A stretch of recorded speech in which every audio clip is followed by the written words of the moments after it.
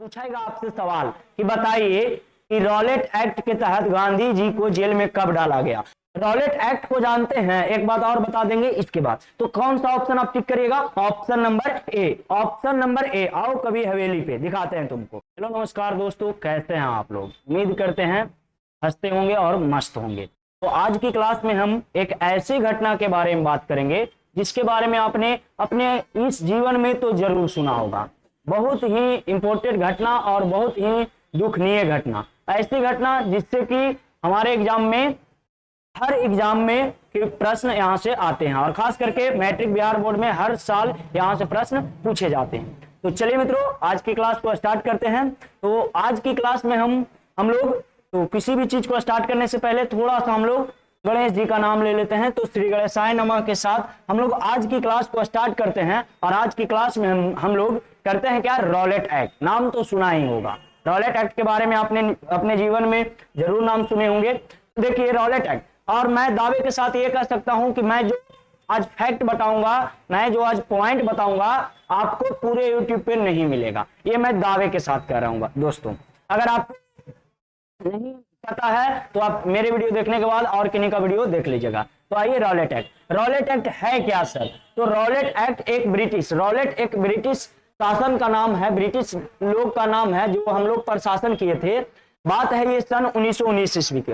Rowlatt इनका पूरा नाम, तो पूरा नाम इनको sir Sidney Arthur Taylor Rowlatt, और लेकिन ऐसे प्रचलित नाम क्या है इनका? Sidney Rowlatt. इन्हीं के नाम पे एक कानून बना, इन्होंने बनाया जिसका नाम पड़ा रॉलेट एक्ट। इस कानून की स्थापना कब हुई? 19 मार्च 1919 ईस्वी को।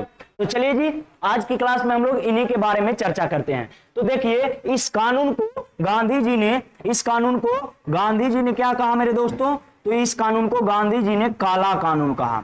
काला कानून किसने कहा? तो गांधी जी ने। एक बार अगर आप पढ़ रहे हैं तो मेरे साथ दोहराते चलिएगा, है कि नहीं है? बात को पकड़ते रहिएगा। दूसरी बात, इस कानून को क्या कहा गया? ना अपील। एक बार ध्यान से देख लीजिएगा दोस्तों, कोई दूसरा वीडियो देखने की जरूरत नहीं है।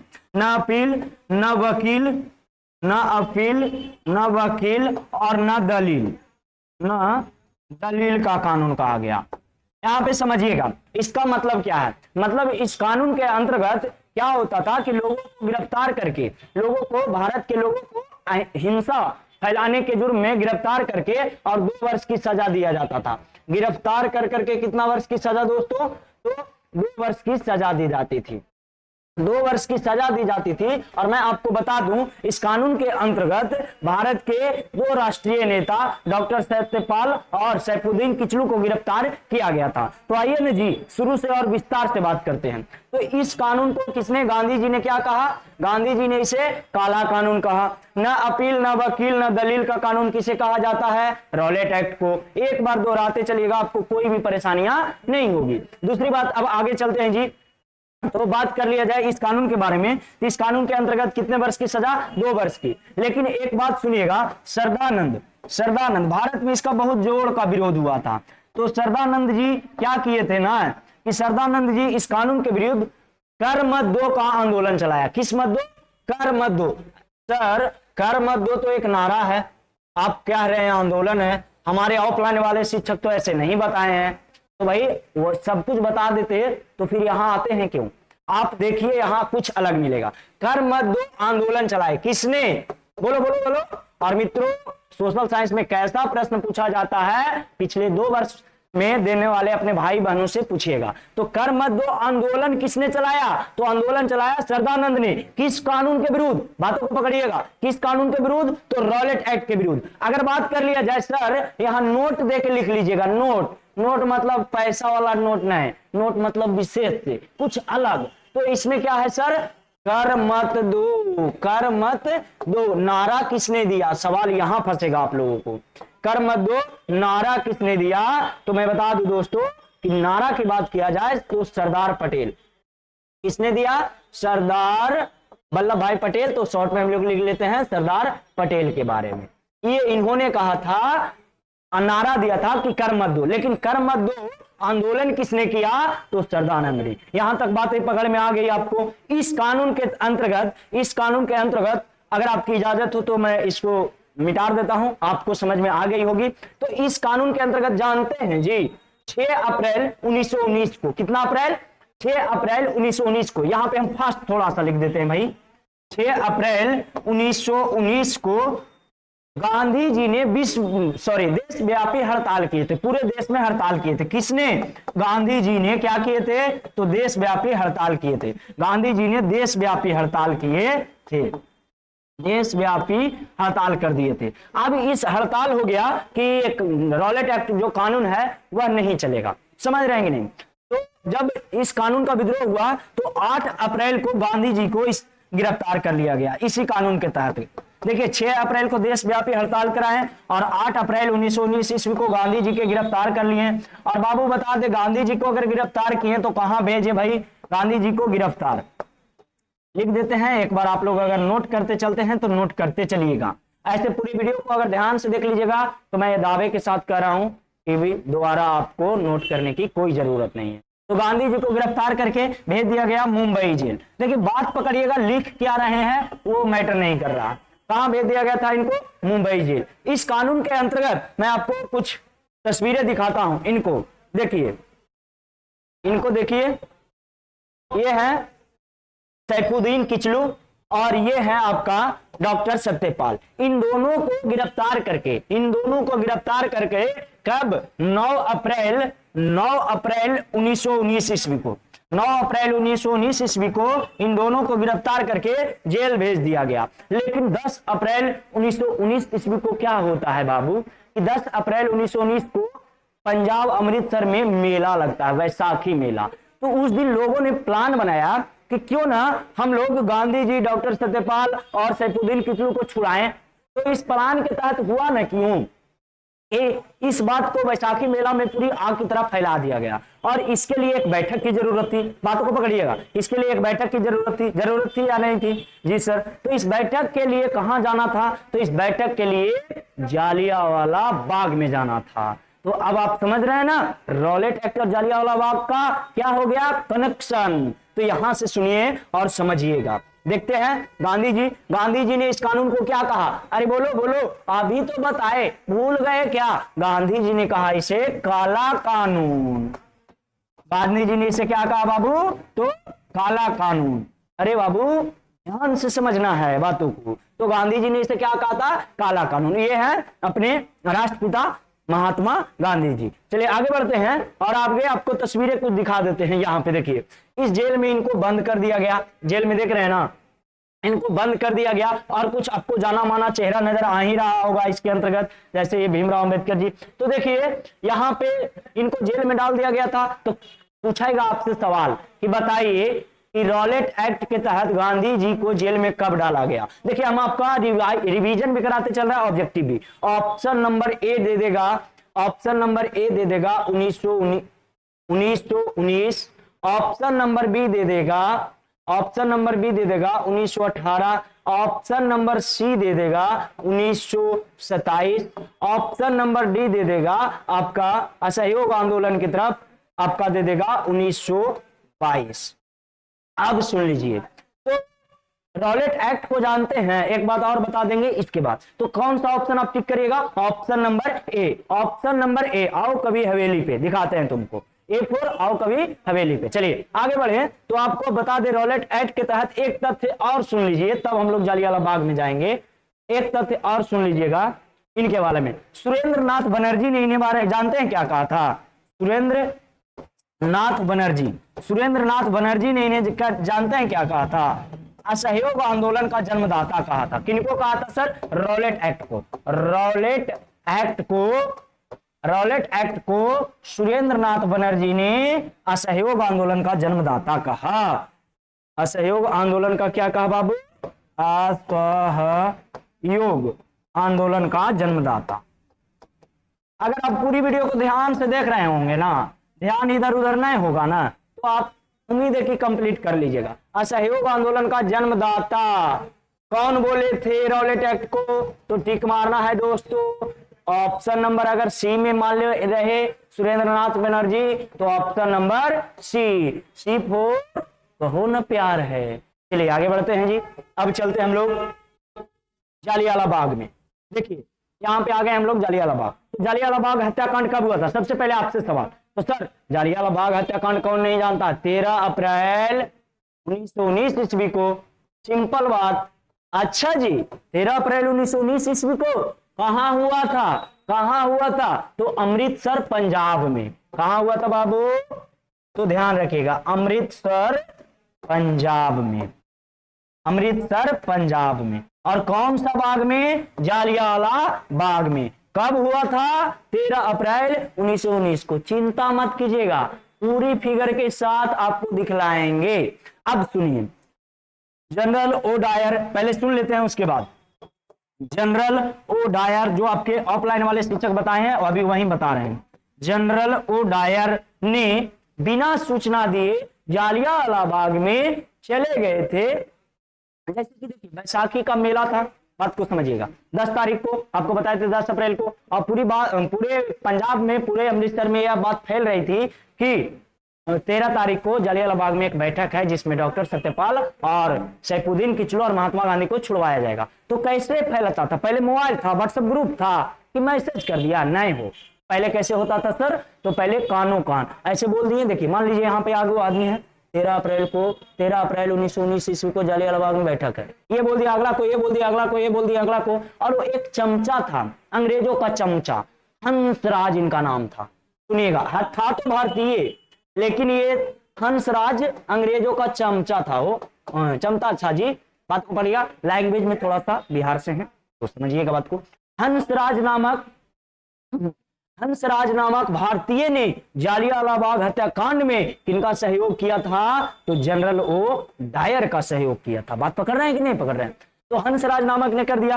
जनरल ओ डायर बिना सूचना के, कि क्या, बिना सूचना के कितना सैनिक के साथ पहुंचे ये, तो 100 भारतीय और 50 अंग्रेज सैनिक के साथ ये जालियांवाला बाग में पहुंच गए। यहां पे ध्यान रखिएगा, 100 और 50। बिहार पुलिस एग्जाम में एक बार पूछा गया था कि बताइए कितने भारतीय सेना के साथ जनरल ओ डायर ने आक्रमण किया था, तो 100 भारतीय और 50 अंग्रेज। समझ रहे हैं ना। अब आप लोग को मैट्रिक एग्जाम में भी पूछा जा सकता है। तो पहुंचे और ऑर्डर कर दिए, खुले निहत्थे लोगों पे एकदम दनादन गोली चला दो। अब गोली चला दो ना बाबू, तो 10 से 15 मिनट तक गोलियां चली, और जिससे कि हजारों लोगों की जान गई, हजारों लोगों की जान चली गई। देखिए, इसे अगर आप लिखित रूप में चाहते हैं तो आप हमारे चैनल को सब्सक्राइब कीजिए और कमेंट बॉक्स में लिखिए कि सर हमको इसका पीडीएफ चाहिए। आपको पूर्ण पीडीएफ मिल जाएगी। बात समझ रहे हैं कि नहीं। तो बिना सूचना के 10 से 15 मिनट में हजारों लोगों की क्या चली गई, जान चली गई। और यह घटना कब हो रहा था, तो 13 अप्रैल 1919 को हुआ था। इसलिए इस घटना को मतलब कि कहा गया 13 अप्रैल 1919 ईस्वी को जालियांवाला बाग में। यहां तक बात कंप्लीट। अब आगे इनसे जुड़ी फैक्ट क्या है सर, आगे देखिए, पहले तस्वीरें देख लीजिए। ये देखिए आम जनता कुछ कुछ आपको दिख रहा होगा, और यहाँ पे देखिए ये बंदूकें, ये बंदूकें देख रहे हैं। एकदम जनरल ओ डायर ने खुले निहत्थे लोगों पर गोलियां चलवा दी। यहाँ आपको और स्पष्ट दिख रहा होगा।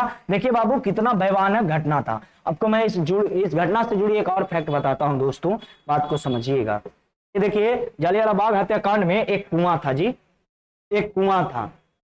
कहने का मतलब सर कुआं, तो कुआं की बात कर लिया जाए, कुछ इस प्रकार से रहता है। मैं ड्राइव करता हूं, थोड़ा सा देखते हैं आप लोग। यहाँ पे देखिए ये कुआं है। इस कुआं में लोग जान बचाने के लिए कूदते चले गए। अब बताओ बाबू, जान बचाने के लिए लोग नीचे गए, तो जो नीचे वाला उनके ऊपर एक आदमी कूद गया, फिर उनके आदमी एक ऊपर, फिर एक उनके आदमी ऊपर, फिर एक उनके, फिर एक उनके। तो इस तरह से 200-300 लोगों का जान तो केवल कुआं में चला गया था। एक के ऊपर एक, एक के ऊपर एक कूदते चले गए थे, मतलब ऊपर से छलांग लगाते चले गए, उसमें की हजारों लोगों की जान चली गई थी। समझ रहे हैं कि नहीं समझ रहे। यह एक बहुत बड़ी भयानक घटना थी। तो पंजाब के अमृतसर में, अभी हमने क्या बताया, जालियांवाला बाग हत्याकांड 13 अप्रैल 1919 ईस्वी को अमृतसर पंजाब में हुआ था। यह घटना को जनरल ओडायर ने जालियांवाला बाग में 100 भारतीय प्लस 50 अंग्रेजी सैनिकों के साथ जाकर खुले निहत्थे लोगों पर गोलियां चलवाई। कितना मिनट? 10 से 15 मिनट, 10 से 15 मिनट तक गोलियां चलवाई, जिससे हजारों लोगों की जान चली गई। और इस घटना से जुड़े तथ्य को और आगे हम विस्तार से जानते हैं दोस्तों। तो मैं बता दूं, देखिए इस घटना को और विस्तार से जानते हैं तो ये है जनरल ओडायर, यही जो है यही गोली चलवाया था खुले निहत्थे लोगों पर, हजारों लोगों की जान चली गई थी। और ये है उधम सिंह। देखिए इनसे जुड़ी एक फैक्ट यहां पे पकड़ लीजिएगा थोड़ा सा। उधम सिंह गोली चलवा करके, और उधम सिंह इनके बारे में बता देता हूं। उधम सिंह को नौकरी से बर्खास्त कर दिया गया। यहां पे समझिएगा, उधम सिंह को नौकरी से क्या कर दिया गया? बर्खास्त, मतलब नौकरी से निकाल दिया गया। नौकरी से निकाल दिया गया, हम आपकी भाषा में लिख देते हैं, निकाल दिया गया। जानते हैं जी, इतना बड़ा भयानक घटना के बाद जनरल ओडायर को, ध्यान से थोड़ा सा समझिएगा, जनरल ओडायर को नौकरी से निकाल दिया गया। और जानते हैं जी जनरल ओडायर को क्या बोलते हैं, आप बता देते हैं कि इन्हें ब्रिटिश ने शेर कहा। ब्रिटिश ने इन्हें शेर का उपाधि दिया, शेर, इन्हें शेर बुलाया। लेकिन नौकरी से निकाल दिया गया, इन्हें कभी भारत आने की अनुमति नहीं दी गई। लेकिन इनके यह घटना इतनी भयानक थी कि गांधी जी इस घटना के विरोध में, महात्मा गांधी ने क्या किया दोस्तों? तो महात्मा गांधी ने कैसर ए हिंद की उपाधि त्याग दी। किसने त्याग दी? महात्मा गांधी ने कैसर ए हिंद की उपाधि त्याग दी। तो थोड़ा सा लिख देते हैं बाबू, महात्मा गांधी ने क्या किया? तो कैसर ए हिंद की उपाधि त्याग दी, कैसर ए हिंद की उपाधि त्यागी। और आपको बता दे दोस्तों, रविंद्रनाथ टैगोर ने समझ लीजिएगा, थोड़ा सा शॉर्ट में लिख देंगे हम, टैगोर ने क्या किया? तो रविंद्रनाथ टैगोर ने बाबू नाइट की उपाधि त्याग दी, नाइट की उपाधि त्याग दी, यानी सर की उपाधि त्याग दी। और जमुना लाल बजाज, इस घटना से जुड़े प्रत्येक तथ्यों को हम बता देंगे। जमुना लाल बजाज ने क्या किया दोस्तों? तो राय बहादुर की उपाधि त्याग दी, राय बहादुर की उपाधि त्याग दी। जमुना लाल बजाज ने राय बहादुर की उपाधि त्याग दी, ये तीनों। तो आपसे पूछेगा कि किस घटना के बाद महात्मा गांधी ने कैसर ए हिंद की उपाधि त्यागी थी? तो बोलिएगा जालियांवाला बाग हत्याकांड के बाद। रविंद्रनाथ टैगोर ने किस घटना के बाद नाइट यानी सर की उपाधि त्यागी थी? तो बोलिएगा जालियांवाला बाग हत्याकांड। जमुना लाल बजाज ने राय बहादुर की उपाधि कब त्यागी थी? तो बोलिएगा जालियांवाला बाग हत्याकांड के बाद। आप जानते हैं जी, जालियांवाला बाग हत्याकांड के बाद मैं आपको बता देता हूं, जालियांवाला बाग हत्याकांड के बाद क्या हुआ कि भारत में इनका जमकर विरोध हुआ। एक जांच की मांग करवाई गई, क्यों किया गया, क्यों नहीं कराया गया। तो इससे संबंधित एक जांच के लिए हंटर समिति का गठन हुआ, हंटर आयोग या हंटर समिति का गठन हुआ। हंटर समिति का गठन हुआ जिसमें कि 5 अंग्रेज, 5 कौन थे? 5 अंग्रेज थे इनमें जांचने के लिए, 5 अंग्रेज और 3 क्या थे? भारतीय थे। अब सुनिए 3 भारतीय कौन कौन थे? 3 भारतीय कौन कौन थे सुनिएगा। तो अगर मैं बता दूं 3 भारतीयों का नाम, तो यहां पे देखिए, यहां पे मैं आपको 3 भारतीयों का, हंटर आयोग में 3 भारतीय सदस्य कौन कौन थे? तो पहला जगत नारायण शाहबाज, देखिए जगत नारायण शाहबाज सुल्तान और चिमनलाल शीतलवाड़ 3 व्यक्ति थे भारतीय हंटर आयोग के जांच में। और इस घटना से तथ्य सुनिए, सीएफ एंड्यूज, यहाँ पे एंड्यूज, ये नहीं होगा बाबू, एंड्यूज, सीएफ एंड्यूज ने जालियांवाला बाग हत्याकांड को जानबूझकर की गई हत्या बताया। कौन? सीएफ एंड्यूज ने जालियांवाला बाग हत्याकांड को जानबूझकर की गई हत्याकांड बतलाया। और इस घटना के समय पंजाब के लेफ्टिनेंट गवर्नर कौन था? माइकल ओ डायर था। तो अब तो हर एक प्रकार के सवालों को हमने उम्मीद है कि इस वीडियो में बता दिए हैं। तो किसने? माइकल ओ डायर था। लेकिन अब इस घटना की समाप्ति होती है भाई, इस घटना का समाप्त हो जाता है, सब कुछ शांत पड़ जाता है। लेकिन फिर से एक व्यक्ति के दिल में, एक व्यक्ति के दिमाग में इस घटना खौल रहा था। देखिए मैं आपको यहां दिखा देता हूं, ये है रविंद्रनाथ टैगोर जी और ये है आपका जमुना लाल बजाज जी। ये जमनालाल बजाज जी। अब बताइए आप लोग, जमनालाल बजाज किसकी उपाधि त्यागे थे? बोलो बोलो बोलो। राय बहादुर। सर इतना सिंपल नहीं पता है, राय बहादुर। अब आपसे पूछा जाएगा, बताइए बताइए, रविंद्रनाथ टैगोर ने किसकी उपाधि त्याग दी थी? नाइट की उपाधि त्याग दी थी। किसकी उपाधि त्यागी थी? नाइट की उपाधि त्याग दी थी। बात उम्मीद है कि समझ में आ रही होगी। अब आगे बढ़ जाते हैं। यहां पे हम लोग थे, यहां पे थोड़ा सा मिस्टेक था, लेकिन अब हम लोग सब कुछ सही कर लिए। उधम सिंह कौन थे? तो उधम सिंह एक व्यक्ति थे, इनके दिल में जलियांवाला बाग हत्याकांड खौल रहा था।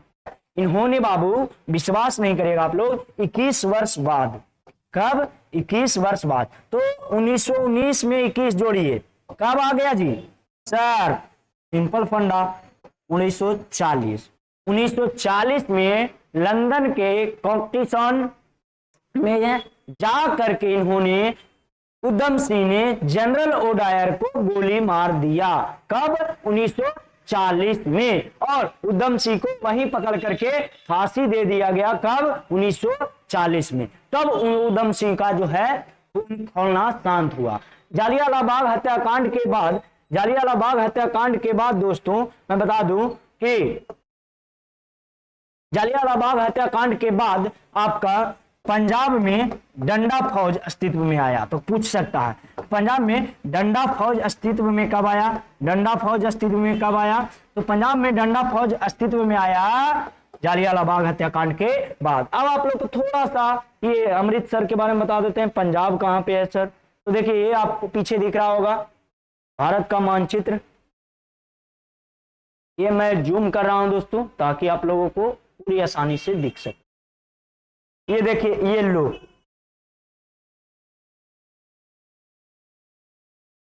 ये है आपका अपना पंजाब। यहीं पे पंजाब की राजधानी चंडीगढ़ जी। अब देखिए यहीं पे आपका पंजाब में ही हुआ था जलियांवाला बाग हत्याकांड, जलियांवाला बाग हत्याकांड। तो आज के वीडियो के लिए इतना ही। उम्मीद करते हैं आपको सब कुछ पसंद आया होगा। अगर मेरे दोस्त, अगर आपको तनिक भी पसंद आया है या तनिक भी कुछ कमी लगा है, तो आप हमें कमेंट करिए, और आपका कमेंट हमें अनेकों वीडियो बनाने के लिए मोटिवेट करता है। तो फिर मिलते हैं दोस्तों नेक्स्ट क्लास में। अगर अच्छा लगा हो, लाइक शेयर एंड सब्सक्राइब जरूर करें। जय हिंद।